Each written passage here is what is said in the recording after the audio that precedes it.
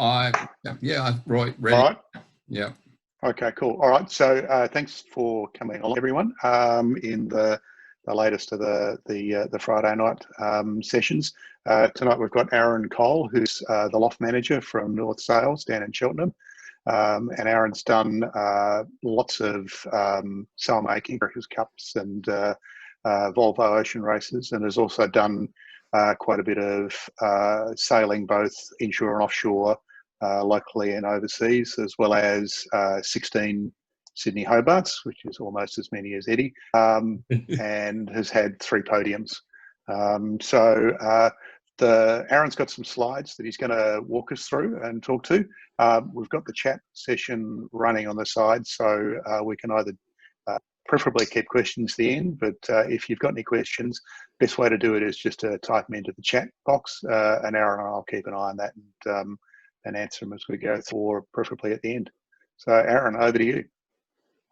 Yeah. Hi everybody. Thanks for having me along. It's pretty different new world. We do all these things, but I think it's something we can hang on into the future and share all the information and knowledge and stuff from the comfort of our living room. It's pretty good. I'll have to update my little bio that I gave you, Roy. She's 18 Sydney Hobarts now, and still no first place, but they have it every year, hopefully. But tonight's slideshow that I've prepared, I thought is something that's I find quite true to what I like to do and approach my sailing, is to be able to record stuff, take photographs, have measurements, everything, just so you know when you start your day sailing, you're kind of in the ballpark already. You know, you're not getting out there and trying to figure out or remember what was good 3 weeks ago when it was blowing 14 knots. You know, you just create some sort of matrix or spreadsheet sort of stuff, you know, that you just keep your fast settings. You know, every time you look around, especially in one design, you know, I know there's heaps of S80s at Hobbos, and you know, when you're going good, just take 10 seconds to have a look around and note where your jib car is, note where your halyard setting is, just note where the traveller is, or the backstay, or the crew weight, fore aft trim, all these sorts of things. You know, they just make it, you know, just trying to make life easy, really, you know, and, you know, win more often. But to put it simply, so now if Rod might be able to get our little PowerPoint up and running. There's lots of bullet points and some photos of sails and just, you know, simple tricks of the trade to start recording all the stuff and going faster. Can you see that? No, that's not not yet. up at the moment. No, that's you, Rod. You can't see me. Oh, damn it! I can see you. Oh, that's not good. That's not good. That's not a good start. Hang on. Oh dear. Okay, hang on. I'll start again. Hang on. Okay. Okay. Getting there now. Thank you. And by the way, you're doing well. We've record crowds tonight. That's really good. Hang on. You can sort of see it half. Here we go. Can you see that? Yep. Okay. Okay. Tell me, you'll have to lead me through. Okay. If Kerwin's here watching, he'll recognise that. Nice little Etchell sail. There we go. So, you know, I think that these 6 points, you know, are the key things to remember or start to, you know, to log when you go sailing, you know, and the tools that you need to do it, you know. We used to, you know, this is, I probably set this little slideshow up before every single person had an iPhone, which is better than most cameras going around. But, you know, just having a boat camera, knowing where to take your photos from, how to get the whole sail in the picture, remembering, you know, point 2 you know, to remember not to take a photo of your number 4 jib in 12 knots of wind. You know, you got to, you know, it takes a while to put all this stuff together. So it's, you know, taking a photo of your light jib, your number 1 Genoa in, you know, 8 knots of wind. Using your camera, when I say here, it's got recording true wind speed, true wind angle, all those sorts of things. How I quickly do that and not get too distracted on the day, you know, because we all get the, you know, the white line fever on a race, is just to quickly use my phone. And if you're on a boat big enough to have an instrument set up, is I take a photo of the sail and then I take a photo of the instrument, just showing you true wind speed, true wind angle, things like that. Just so when you get back at home and you're, you know, building this little, you know, matrix of data, you know, you can, you know, go back through your photos and go, okay, number 1 jib, oh yeah, there it is, 7 knots of wind, doing 6 knots of boat speed, all those bits and pieces. You should, you know, you'll probably know your rig settings if you've already got a little rig setting guide. I didn't.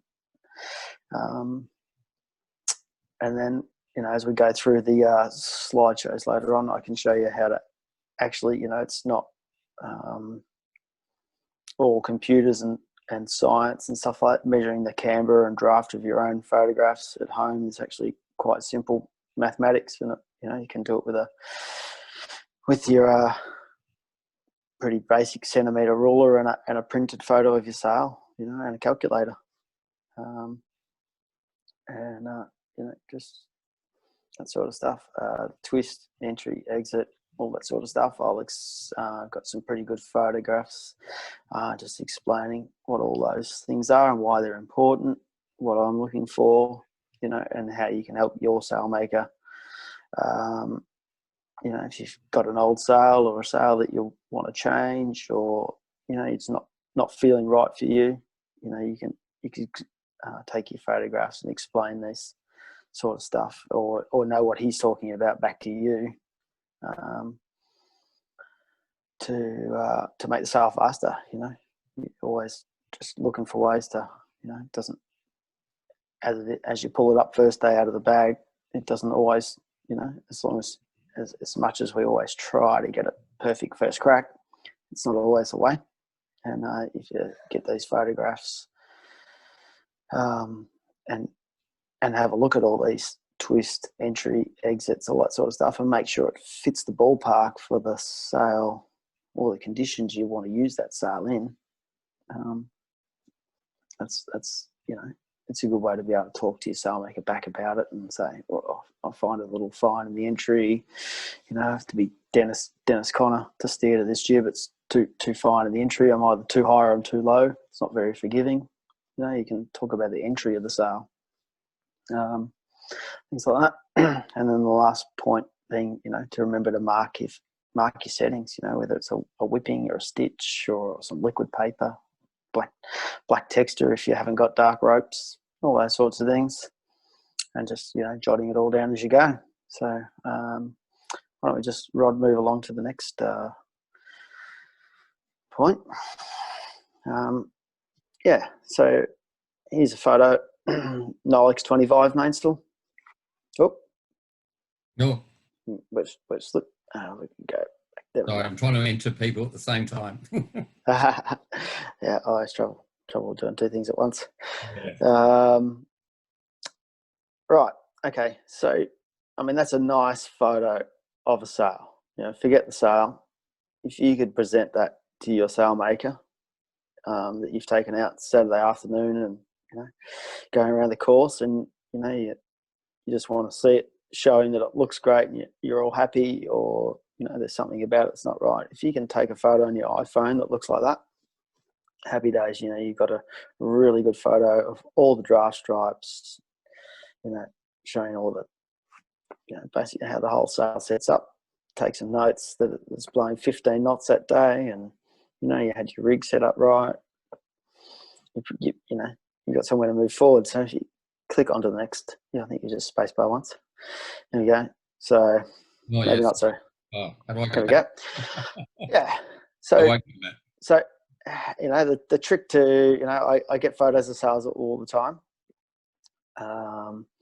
And, you know, somehow we always manage to cut off the corner or be too far forward in the sail or backwards in the sail, which makes it hard for us as sail makers to, you know, put it into our scanning tools that we have to basically measure the sail digitally.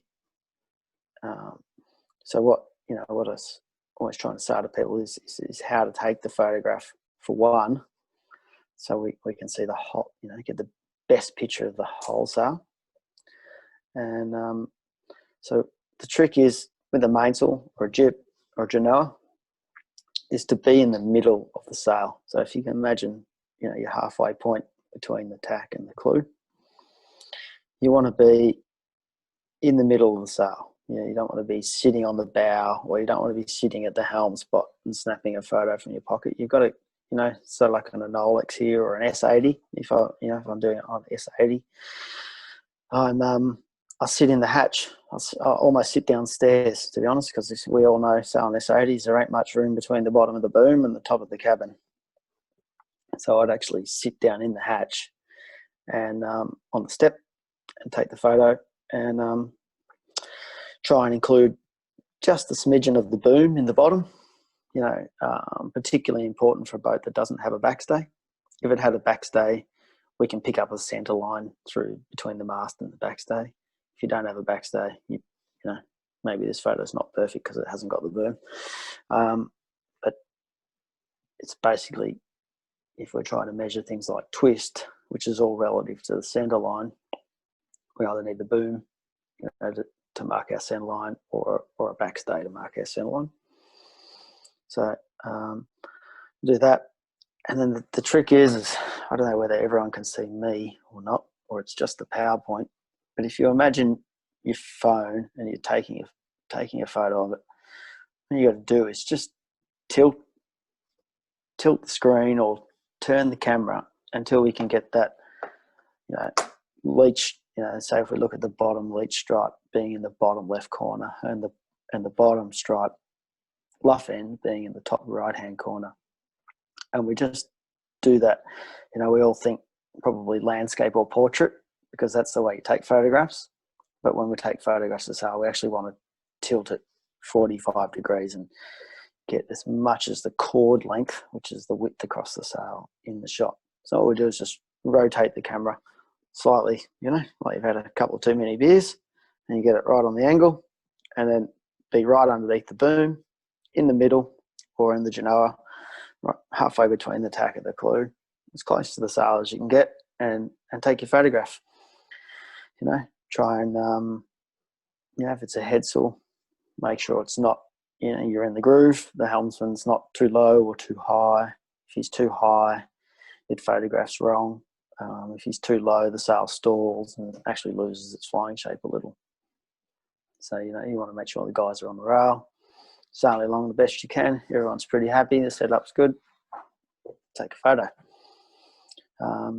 Yep. What have we got for next point? I might have already covered it. I think your space bar there, Rod.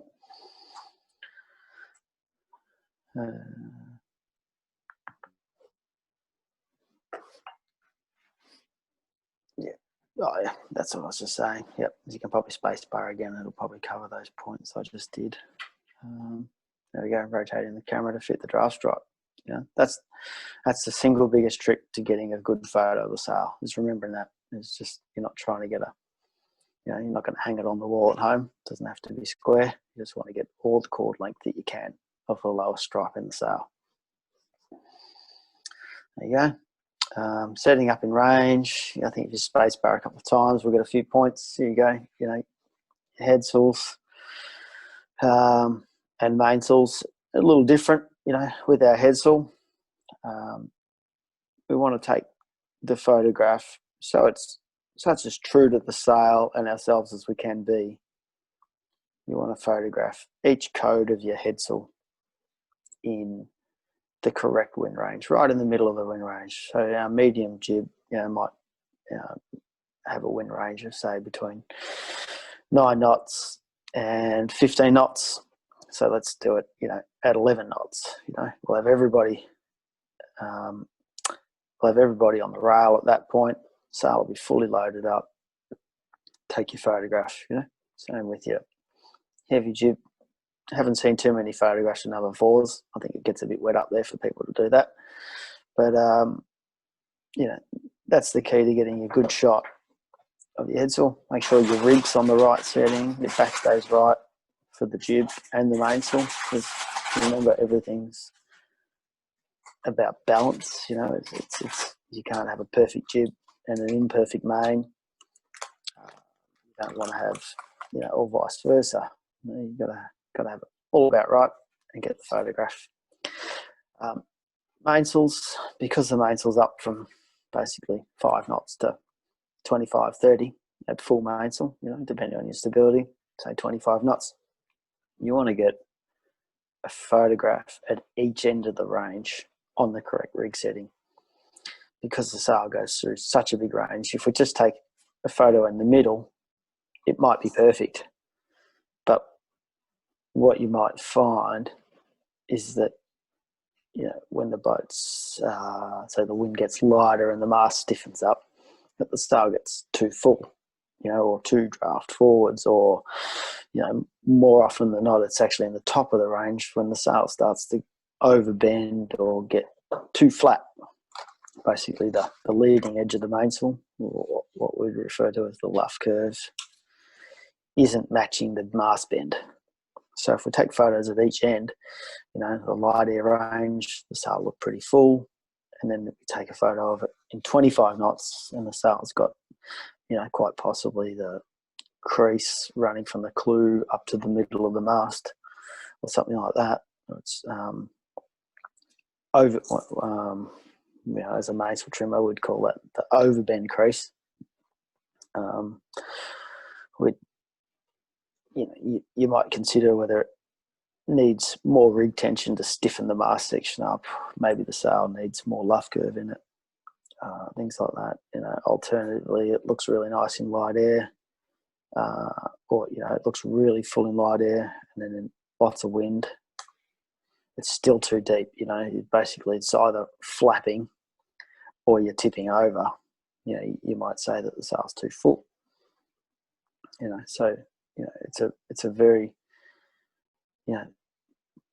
it's a huge part of sailing, is to be able to get your mainsail to go through that bigger range. You got one mainsail and one mast to go through, a huge wind range, and being able to get those two to marry up, through the art of a little bit of rig tuning and trimming, stuff like that, is to have a sail that's full and powerful, and traveller up and a closed leech for getting the boat to lean over and be fully powerful, to being flat and twisted, and be able to lean on the jib or press on the jib, whatever terminology you need to you use on your boat, without overpowering the boat and tipping it over and just watching the mainsail rag. We all see lots of boats going upwind on a windy day, and the mainsail's just inside out all day long, and they don't have any height, and if they try to lean on it to fill the mainsail up with wind, they just tip over and round up. So it's a complicated sport. It can be many variables, like the shape of the sail or the tune of the rig, or a combination of both and whatnot. But that's you got to that's what you're looking for in your mind when you're the sailor or the owner or the trimmer on board, is getting that particular sail to go through a huge range.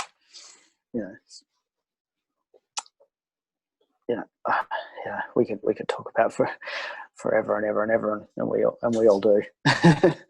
A couple of new little points here. A wet notes book, quite handy on a small boat. Paper doesn't last long.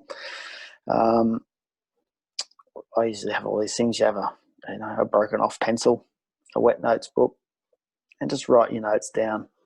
And again, it can be anything. It doesn't have to be relative just to your sails or your rig setting. It's just one of the guys I work with. He did Jeremy, he did Olympic campaign in the lasers, and he always has a really good saying about, you know, debriefing about what went well and what didn't go well, you know, what could be better, you know, what went well, what could be better, what didn't go well, you know, and just having a little notebook in your pocket at times and just write these things down, you know, just, you don't need to distract the day's sailing by having a sailing lesson in the middle of the race.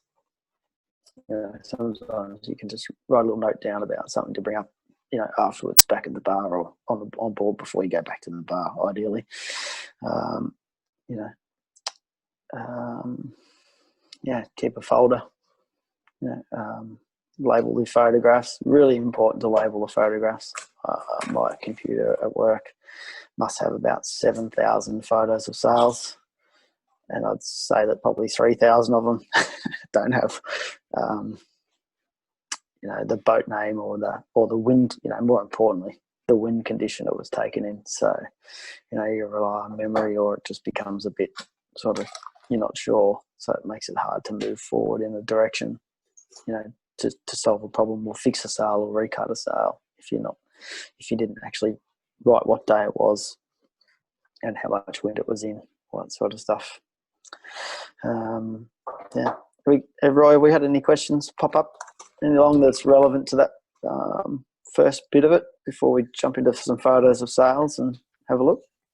There's a question from Kerwin around can you recut old sails that don't have a good shape to restore them back to having a good shape? Yeah, for sure. Yeah, any good sailmaker can do that. You know, when I'd look at recutting, obviously, again, this whole first part that we've just done about going out and taking a photo of that particular sail in its desired wind range is the very first thing. You know, we can talk around in circles about it all day, but if we get a photograph of it, let's say it's a 4-year-old medium jib on a boat, and you know, for whatever reason we want to get another season out of it, well, let's go out in 14 knots of wind, pull it up, get it all set up, take a photograph, and then we can go back and look at it on paper and go, yeah, you're right, it's too round in the back, it's too fine in the front, overall it's a little bit too deep, and you can create a plan to solve the issues. You know, as long as the sail is still structurally sound and we're not just going to, you know, spend a day in the loft recutting the sail and it's going to go out next week and fail or stretch or something, then recutting is a pretty good, you know, it's a bit of fun for us as personally as a sail maker. You know, I actually quite enjoy, you know, that taking the photographs, going back to the shop, you know, whether it's opening up the seams or just, you know, Stanley knife in the sail if it's a molded type sail, and adjusting the edges or adjusting the seam shape, broad seam, and then getting to go back out. And you know what, it's not perfect, but it's a hell of a lot better, and we got another whole year or season out of it, and you know, that's pretty good value. Yeah. So yeah, you can. You just, you know, you got to look at. It's mostly the condition of the sail. Is the juice worth the squeeze? And then just going through the process of taking the photos and making a plan to fix it. So yes, but you know, we know Kerwin's pretty well. If he can just buy a new sail. Yeah.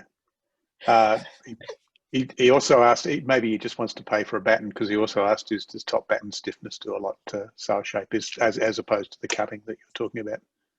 Yep, for sure. You know, especially if you're talking about a mainsail again, which has to go through a big range of wind, you know, you might have a soft batten, you know, that allows the sail to fill to its desired shape in lighter airs.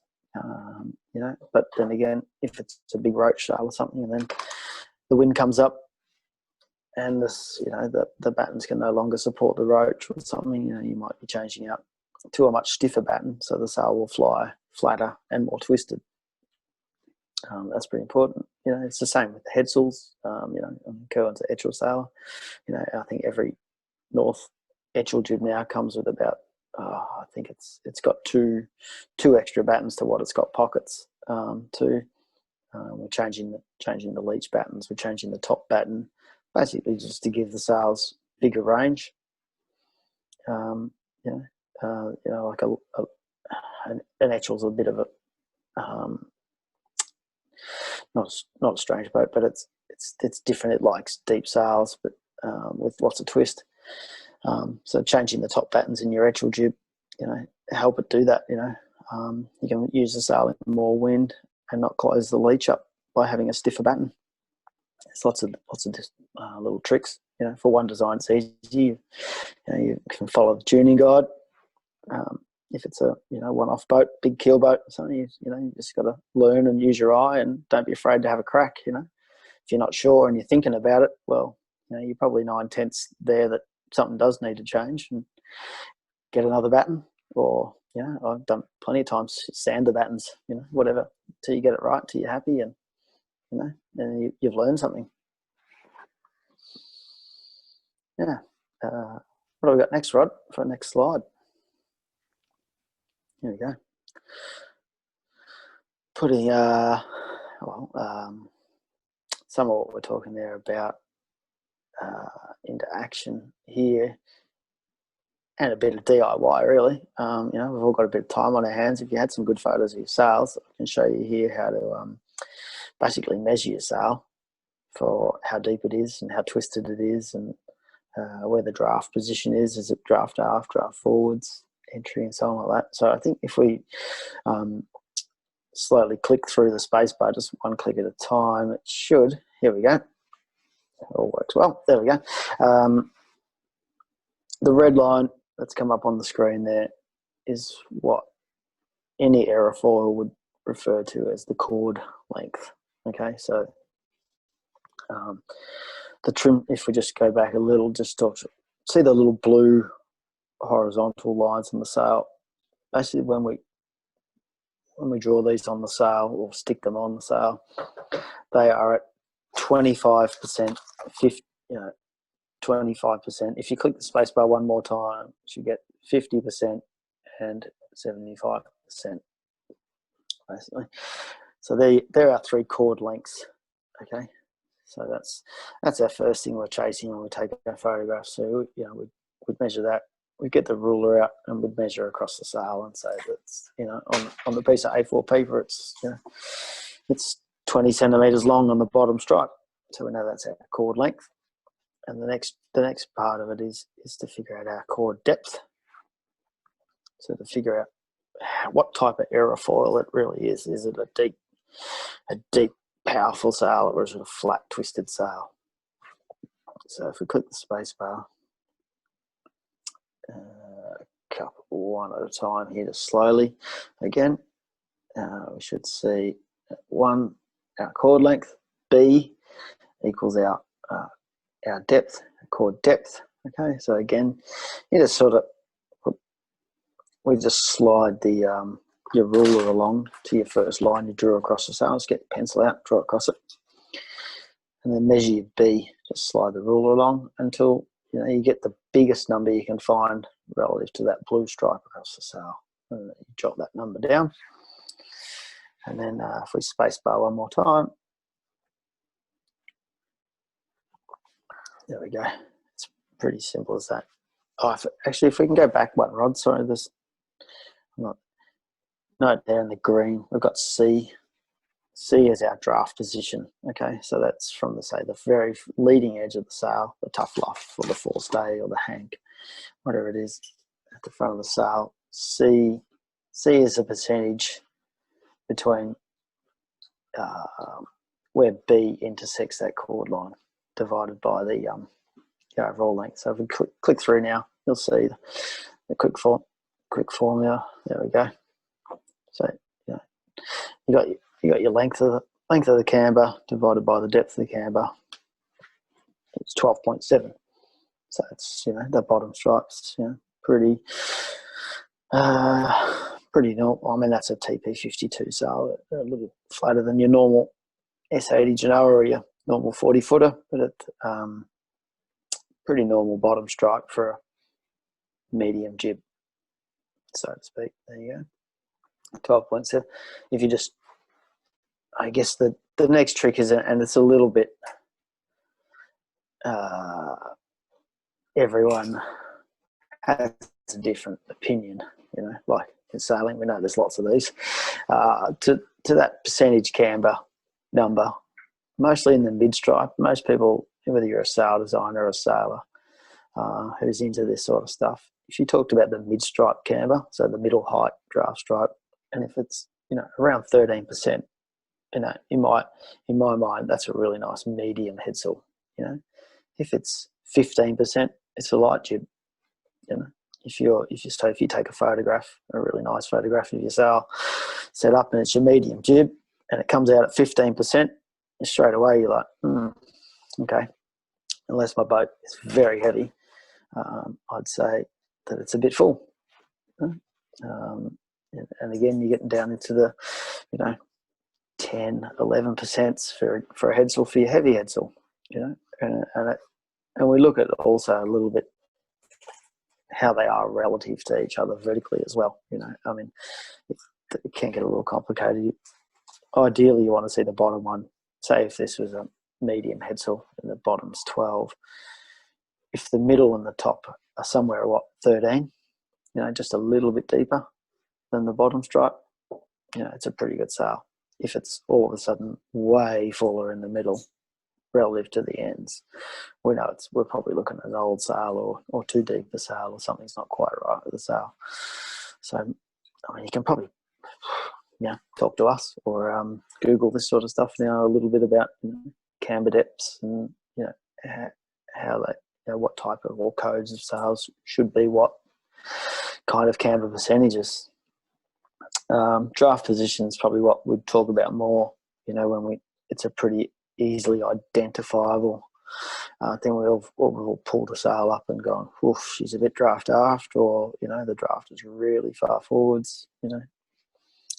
So being able to calculate these sorts of things and figure out one for a headsail, 32 at the bottom stripe, probably 38 in the middle stripe, again 38 to 40 at the top stripe.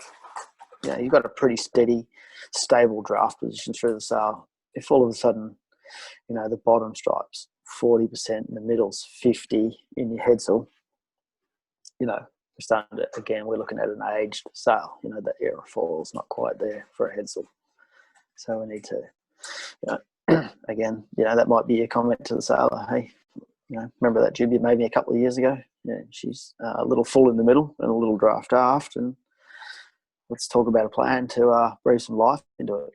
So it's just, if you were to take a few of these photos and draw on it and send this to me, I'd be wrapped, because I'd just be, dealing with someone who talks a little bit the same language, and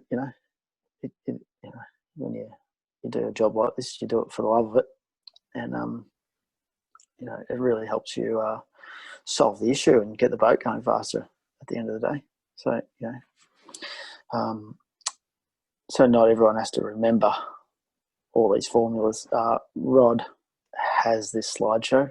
If anyone wants to get a copy of him with the photographs and the information and tips and stuff like that, just send Rod an email and he'll send it through to you, and you can use it to remember tonight's chat. And we just had a question around the value of those numbers, and the fact that they're probably relevant to an individual boat on an individual day, rather than there being a specific number that is perfect for all boats in all conditions. Is that a fair comment? Yeah, exactly. Yeah. Like if we're sailing an old, heavy displacement boat, with a shorter rig, heavy displacement, long, low waterline length boat, we're going to want deeper sails. We're sailing a big,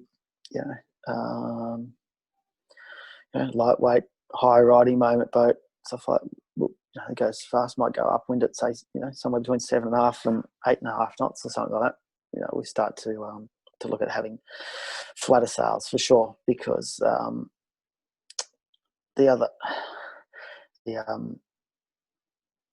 as your boat gets more high performance, basically it powers up sooner, And if your sail's too deep, it's just drag. It's like if you imagine we're taking off now in a plane, and we forget to pull the flaps up. Yeah, we've got the hammer hard down, and we're trying to go faster and faster and faster, but it just won't go. And it's because there's just too much drag. So once the boat's up to speed and it's pretty lightweight, you want to be doing things to flatten the sails out. Get the backstay on, apply a bit more halyard, maybe let the lead aft on the jib, all those sorts of things to reduce drag. If you've got heel angle at somewhere between 18 and 24 degrees, again, little boat dependent. If you've got that kind of heel angle and you're not hitting your speed numbers, it's probably because your sails are too full.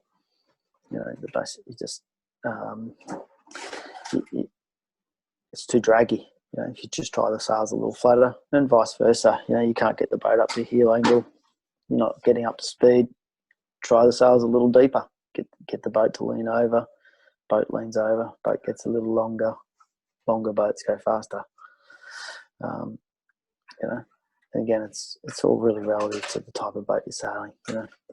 Lightweight, pretty powerful little boat like an S80. You can get the sails flat pretty quick. You're sailing another kind of heavy little boat. You might like an etchel, so to speak. They're pretty heavy and not that over canvas. They like deep sails. That a jib on an etchel is 16 to 17% deep in 12, 15 knots of wind. It's quite incredible. So like Rodney's really right. It depends on your boat. You got to figure out what makes it go fast. Don't be afraid to move stuff around and have a crack. Would you see rig tension as something you'd like on your average club racing boat? Would you see rig tension as something you'd bring into the equation, or is that getting a bit too sort of complex, or not adding enough value?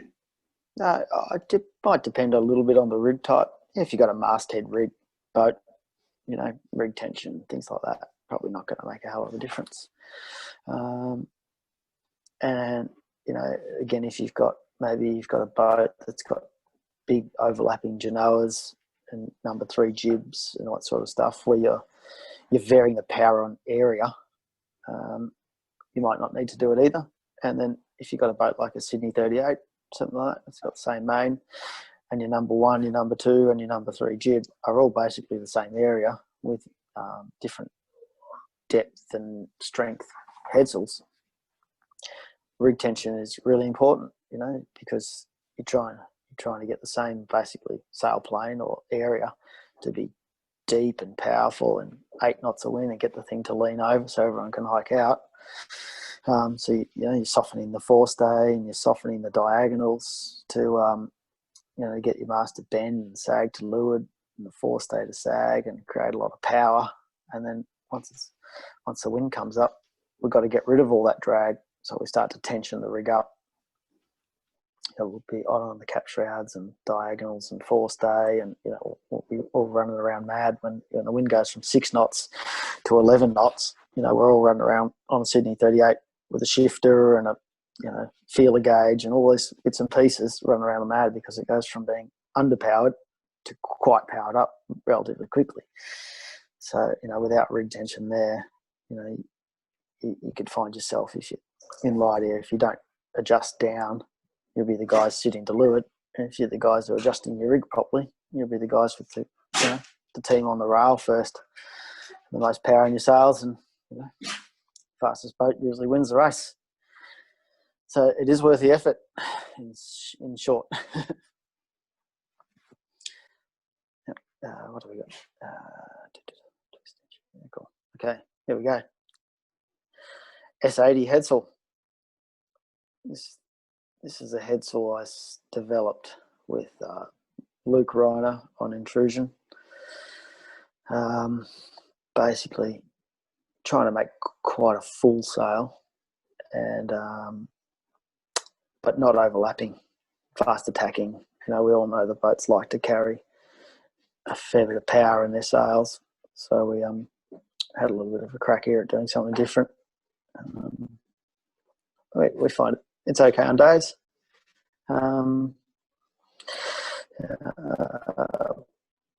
But what I just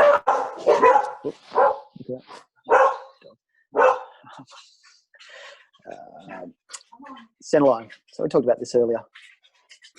Taking a photo of the head sail here at the centerline. So over the middle of the mast to the forestay. You got your cord lengths, getting a little measurement on all those. Yeah, entry angles. The next one, if we click along. Okay, so the entry angles relative to the cord. So you can see, that must be somewhere like 45 degrees entry, something like that. So it gives you an idea, just as you get more and more photographs and bits and pieces, you'll understand, what your fine entry sail looks like. You maybe your number 3 jib that's really good in flat water, and what your medium jib and choppy wind should look like, just by varying these entry angles. It doesn't relate to your wind instruments. You try to match, your apparent wind angle on your gauge to the angle on these. It doesn't work, because the wind angle hawk is on the top of the mast. It lives in a different wind to what the jib sees. But it might be a little closer to the mainsail. But if it just to understand a little bit on how your headsail sheet's out nice and wide and looks deep like that, and your mainsail sheet's on the centerline is generally a lot flatter, how they can sail through the same wind and be full is basically the mainsail changes the wind out in front of the jib. So any sail in front of another sail changes the wind about a length of the cord out in front of the boat. So, so the mainsail there is actually making the jib live in a lift, so to speak. We've all done that. We tack nice and close to leeward, just in front of a boat. Basically your stern or the middle of your boat is level with the boat to windward's bow, and you're only half a length away, and his jib's luffing to point the same direction as you, and you've got full power. It's because the boat behind sails are changing the wind over your sails because you're slightly ahead. That's why it's a really strong lee bow position. So that's why all these little things like entries and stuff, they don't relate to your instruments. Your instruments are just for your boat speed targets or your helmsman to have some sort of relative to steer the boat to consistently. And exit angles, we're just looking at those again just to see how the sail's twisting, how the wind leaves the sail and flows onto the next sail. It's got to flow around and attach to the back of the mainsail. I wish I had another shot here from maybe the bow looking backwards, but I don't. But if you could imagine sitting up on the bow of your boat and looking at that line of the leech tape on the sail, where the purple line is in the middle there, that leech tape. And then if you imagine you drew a line from the middle of the mainsail foot all the way up the middle of the sail and to the head of the sail. And if you sat on the bow, you'd want those two lines, the leech line and the middle of the mainsail, to actually look really parallel. Think about the slot, the gap between the two sails. That slot gap, if it's, what you quite often see is a boat with, say, tracks that are a little wide down the bottom, is if you went up the bow and looked at your slot gap, you'd see a big gap at the bottom and a very narrow gap at the top. What that will mean as you go up the wind range, basically the head of the sail doesn't open and it upsets your mainsail and so on. That's why I say we all look at the pictures in the sailing magazines or online these days of TP52s and things like that, of the sails sheeting at incredibly tight angles down the bottom near the clew. It looks like it's only sheeting, 400 or 500 mils out from the mast, which is, you know, incredibly tight. But if you look at the rest of the picture closely, you'll see that the top, you know, the big square top mainsails, they twist a lot. So by bringing the clue in, we can let the top of the jib out without actually easing the sail and match up that slot gap or the twist profile of the jib and the mainsail together. So again, that's, you know, if you've got, I'm just trying to think of an easy way to explain it. But going up the bow and having a look through the sails, that's your key. It doesn't matter how much wind. It can be 25 knots or 5 knots.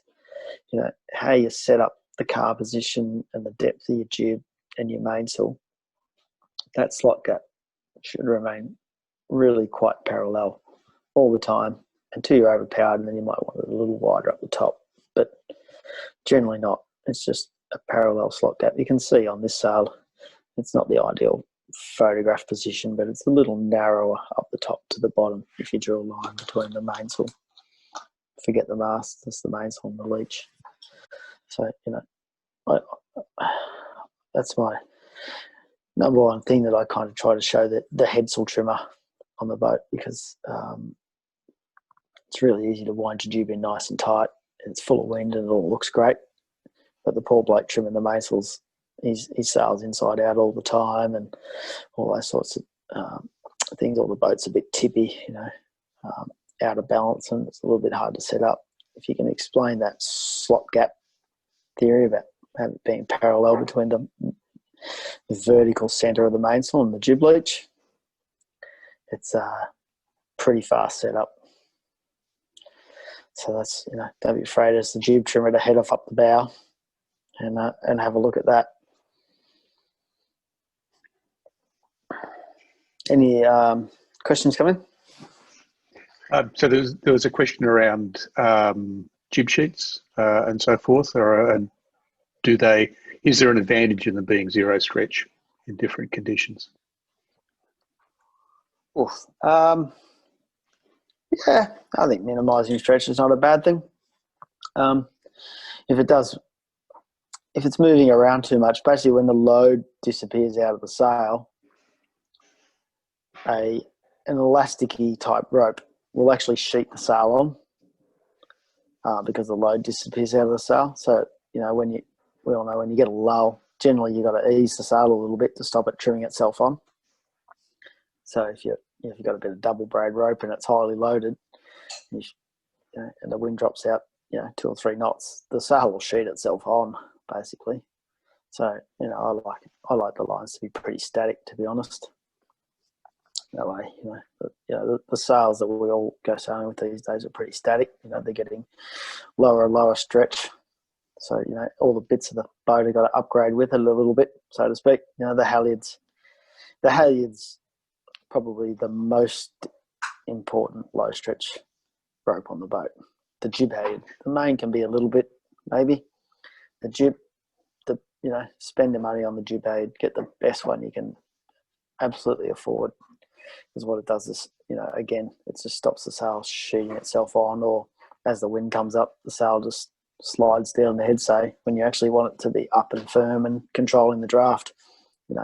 It's working against you. So the more static it is, the more static everything will stay. And it's just, the controls that you input changing the sail.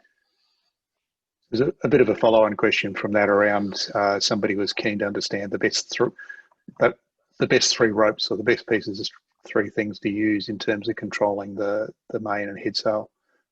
Okay. Yep. Yeah. If I could only have 3 controls on the boat,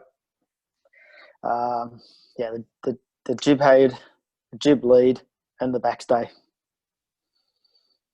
Yep. The most, so basically, your jib halyard and the backstay will set up the forestay sag and the mainsail depth together, and the jib lead, controls the twist. Basically, if I could only have 3 things, you turned everything else off. That's for me. Other people do it differently, but I'd feel pretty constrained if I didn't have those 3 as a minimum.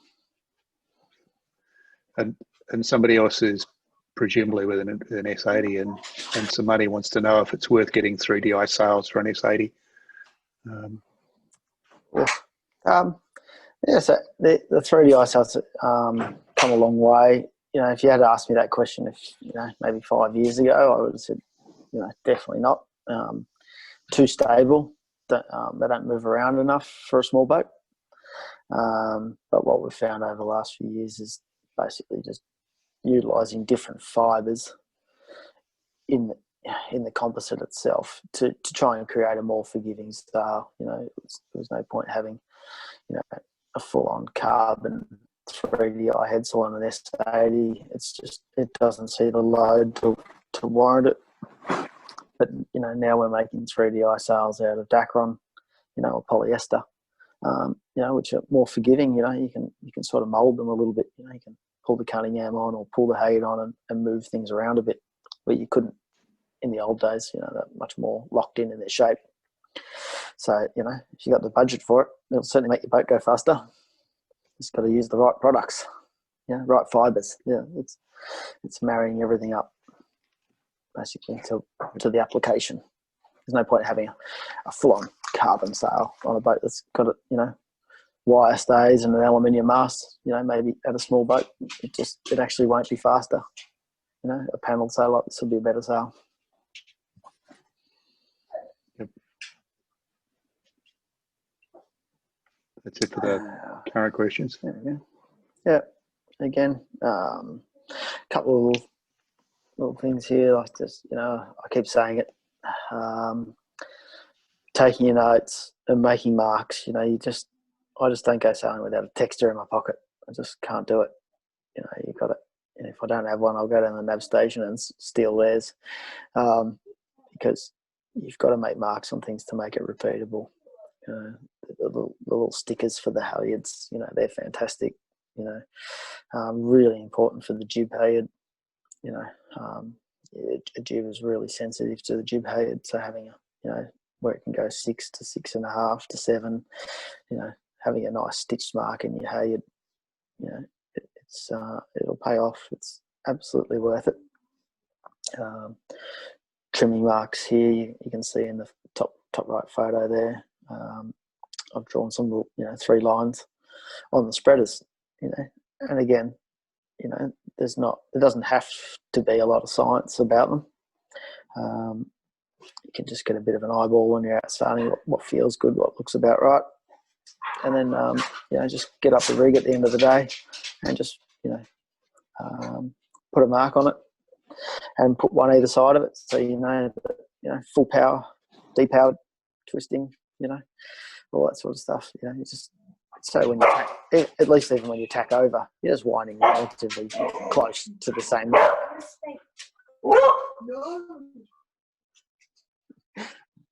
dog might want his dinner.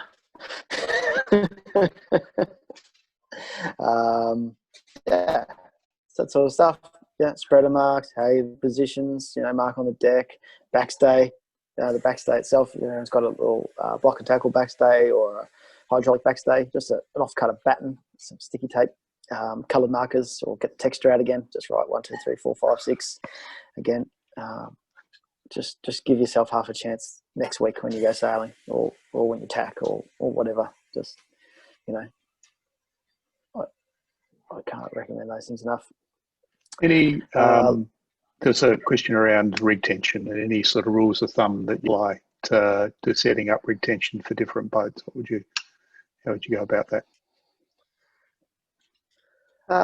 Basically, you gotta let's just take a relatively modern boat, say like a Sydney 38 with its 2 spreader swept back spreader rig.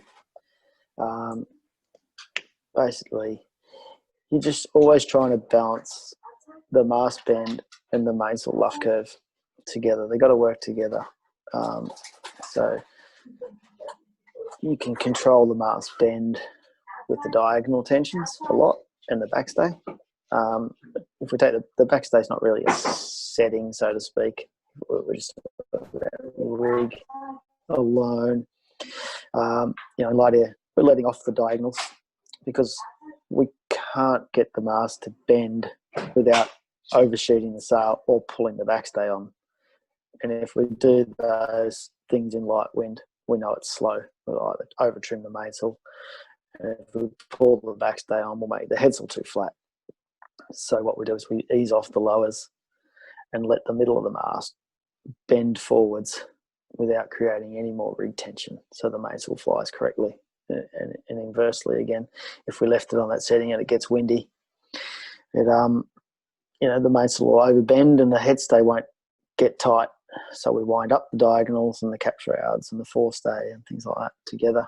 But eyeballing up the back, the sail track edge of the mast when you're sailing along in those conditions that you think you've got your setting on, and the mast is pretty straight sideways.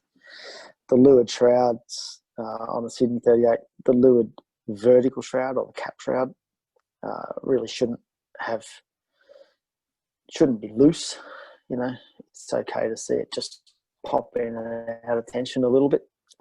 If it's really loose all the time, we know we're into the next setting. We're just going to wind up the forestay, wind up the shrouds. If we're seeing the cap shroud go loose all the time, we're not got enough retention.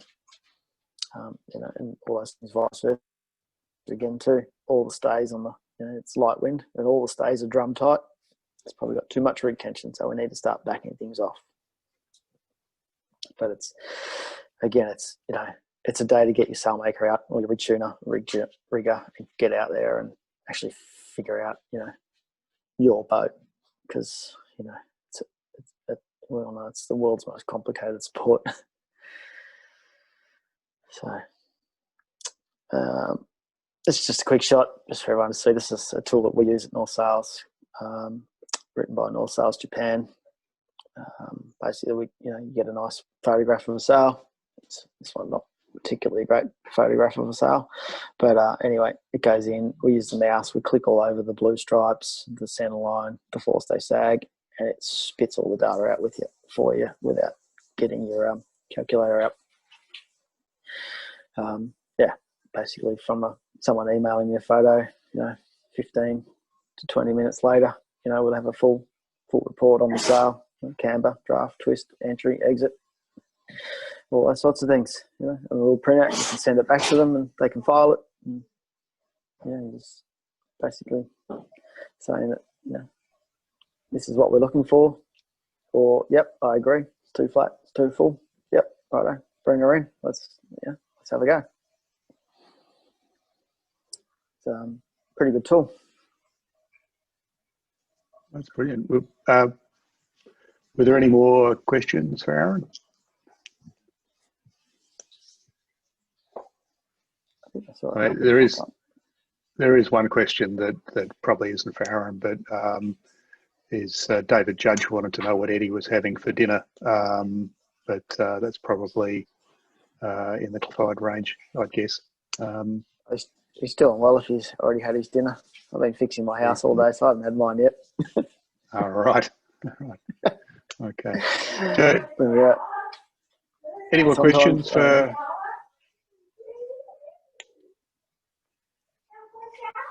All right. Kern wants to know when it's time to recut a sail. It's time. When he gets when it doesn't feel right or look right anymore, get your photographs. And, if you took the most important thing there, really, and I try to do it all the time when I, deliver a new sail, is to take a photograph of the sail on day one. If you can do that, and everybody's happy, and then 2 years down the track or whatever length of time it happens to be, we just compare the new photo against the old photo. There it is. It's living proof. There it is. It's too full in the middle. It's not twisting anymore. It's too fine in the luff. It's just so easy to see. You're not trying to compare it to something you don't know.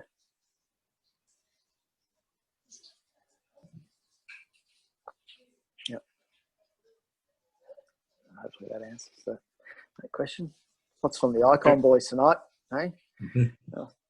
My Sorry, Aaron, my rule of thumb, all my sailing and probably my coaching is always you should never fight a boat. You should never, the boat should be all in equilibrium. You should be it just should be everything. No pressure on the boat, very little pressure on the steering. When you're steering, and a couple of times you said definitely when it's underpowered, just to loosen off things, less pressure and things like that. But I don't know, that's just something that's always stuck in my head since from junior days. Yeah, just always have a boat that's not fighting you. Yeah, it's a balance between having what I would call some bite, so you've got something to steer to. You need a little bit of rudder angle. If you don't have the rudder angle, it's really hard to steer in a straight line. And if the rudder's not actually got some angle of attack on it, it doesn't produce any lift. It's just tailing along. It's not stopping it. It's not negating any of the leeway. So you want to have some bite. Whether you control that through heel angle or trim or a combination of everything.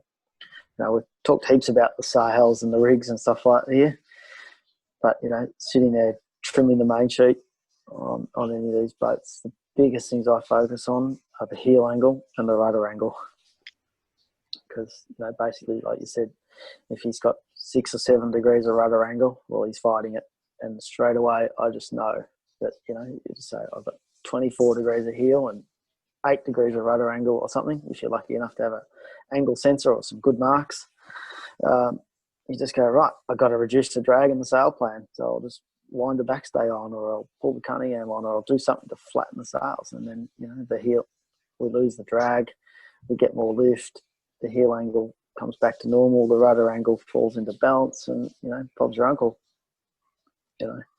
So they're the two biggest things that I focus on. That's all I'm watching. If I'm trimming the main or steering, is maybe the top dial boat speed. I look at the forestay to the horizon, the angle of such, and I'm just really always trying to make sure that's consistent. The boat's not standing up and tipping over and standing up and tipping over. That the forestay to the horizon is really consistent, and I check in with the jib telltales. So basically, if I'm got my heel angle consistent, but my jib telltales or my jib's inside out all the time, I know my main sheet's too tight, or my main sheet's too deep. Mainsail's too deep, so I'll flatten it off, and that'll allow the bow to come down, the headsail will fill up, and because I've flattened the sails, I don't overheel. It's just this constant circle of just checking. Boat speed's right, heel angle's right, rudder angle's right, sails look right. Zone out for 10 seconds, look at it again, and it's just it's a trim loop. The wing's always changing. It doesn't stop changing, and the sea doesn't stop changing. So if you want to go really well, you can't stop changing either. It all depends what you're trying to get out of your sailing. Have a few beers or win by a country mile. All right. Any more questions from anyone? Before we let Aaron go and have his dinner. You need some more. Or walk the dog. Walk the dog. Oh. Are you busy? Yeah. Are you busy at the moment, Aaron, with the COVID? Sort of for the first couple of months, we were busy. Lots of people bought sails in, making use of the downtime, getting some service done, bits and pieces. But just as it's gone on, and we just haven't been able to go sailing, it's people aren't just they're not putting the miles in the sails, and they've run out of jobs to do. So the last few weeks has been pretty quiet for us. We're still selling some sails and so on, but they're for delivery later in the year. To be honest, I've taken a couple of weeks off just to do all those things around the house that I said I'd do one day, so I can go sailing when we're allowed to. Pretty simple. And who would you be sailing with Sydney to Hobart with this year? Hopefully, all going well. The same boat I did it for the last couple of years. It's a Rykel Pew 63. It's called No Limit now. It's a Melbourne owner. David Gott's Brighton sailor, but he keeps his boat in Sydney because it's too big to sail down here. So we've got a He's the bunch president of Yachting Australia, isn't he? previous, yeah, he has been. Yep, yeah. I don't think he's the current one. I think Daniel Belcher is. But yeah, he's a good bloke. He loves his yachting. It's a good boat. It's a good sized boat for the Sydney Hobart. It's if you're lucky enough to go on a boat that big, get there pretty quick. It's all pretty fun. Before you know it, you've racked a heap of them up. Hopefully we get to have it. Otherwise I'll break my run of, I think this year would be maybe 14 in a row. So I'm kind of hoping we go. But we'll see what happens, hey? It's not in our control.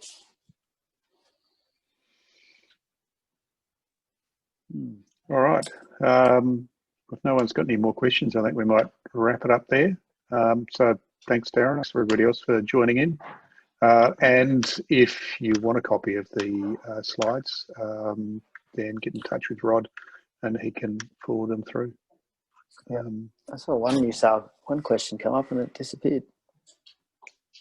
Yeah. I think it was about, we got a new boss at North Sales or something. Yeah. Yep, we do. Now someone's being smart asking me about my sabre sailing. my last sabre sailing didn't go so well. There was an earlier question around, is it trimmers or people in the pit that are important? But I think that was a loaded one as well. Look, I mean, the pit man's the busiest guy on the boat. It's like the rail system. It all leads to the middle of the city, and that's the pit guy. And the trains or all the bits and pieces don't happen without a good one of those. The Icon boys are pretty lucky with Macca. They got a pretty good one there. I'm pretty sure he's got 4 arms, that bloke. He seems to get a lot done in a short amount of time. Yep. Okay. Thanks for the talk. It's just fantastic. It's great. Hey, no problem, guys. Yep. Absolute pleasure. If I can help anyone, just get them to drop me a line or get a copy of that PowerPoint and learn some stuff. Yeah, thanks. Because your contact details are on there as well, aren't they? Possibly, but if not, that's what Google's for. Yeah, good point. Yep. All right. Good day. All right. Enjoy everything, everybody. Thanks, Aaron. See ya.